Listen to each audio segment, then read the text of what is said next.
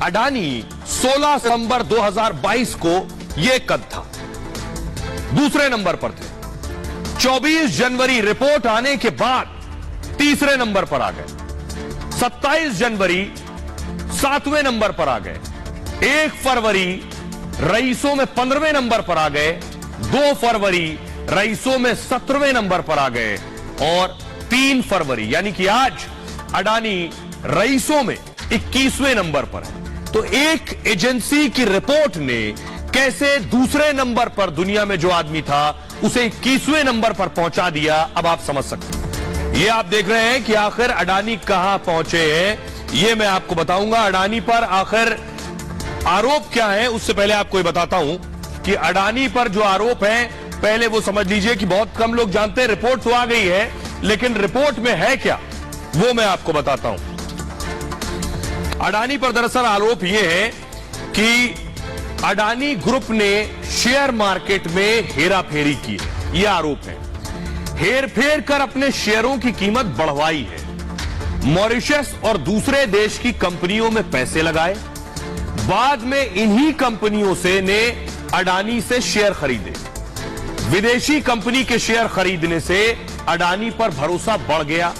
इससे अडानी के शेयरों की कीमतें बढ़ गई। मतलब फर्जी कंपनियां बनाकर शेयरों की कीमत बढ़वाई है। अडानी ग्रुप पर 2.20 लाख करोड़ से ज्यादा का कर्ज है। अडानी ग्रुप ने हैसियत से ज्यादा कर्ज ले रखा है, यह आरोप है। कई कंपनियों ने शेयर गिरवी रखकर कर्ज लिया है। बैंकों के पास वसूलने के लिए शेयर के अलावा कुछ नहीं है। हिंडनबर्ग की रिपोर्ट में मनी लॉन्ड्रिंग का भी आरोप है। ग्रुप की 7 कंपनियों के शेयर 85% तक ज्यादा हैं। ये जो हिंडन रिसर्च एजेंसी जो है उसकी रिपोर्ट में ये आरोप लगाए गए। इन आरोप लगाए जाने के बाद आपको बताऊं कि आखिर अडानी कैसे टॉप से नीचे गिरे हैं, वो देखिए जरा। ये आप देख रहे हैं, तो बताने जा रहा हूं अडानी पर कौन सी बड़ी बड़ी एजेंसियों ने अभी भी यकीन जताया है। देखिए जरा, अडानी की रेटिंग पर फिलहाल कोई असर नहीं हुआ है। 8 कंपनियों की फिच रेटिंग मिली है। अडानी ग्रुप के कैश फ्लो पर असर नहीं है। अडानी को लेकर हालात पर फिच की नजर है। अडानी की रेटिंग्स पर तुरंत कोई असर नहीं हुआ है। फिच रेटिंग्स दुनिया की बड़ी क्रेडिट रेटिंग एजेंसी है, अमेरिका की एक क्रेडिट रेटिंग एजेंसी है। मूडीज की बात कर रहा हूं, अडानी की कंपनियों पर फिलहाल असर नहीं है, मूडी का कहना है।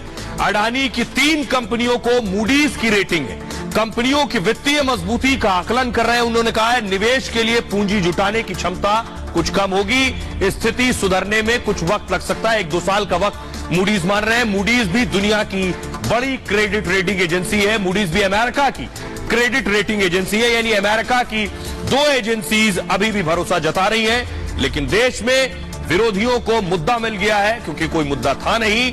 सुनिए जरा क्या कह रहे हैं। जेपीसी की मांग है, अमृतकाल का महाघोटाला तो सामने आया है, खास करके एलआईसी और स्टेट बैंक ऑफ इंडिया में जो लोगों का पैसा है उसके बारे में बहुत चिंता है लोगों को। देखिए, अगर कोई प्रॉब्लम नहीं, कुछ गलत हुआ नहीं, तो क्या दिक्कत है।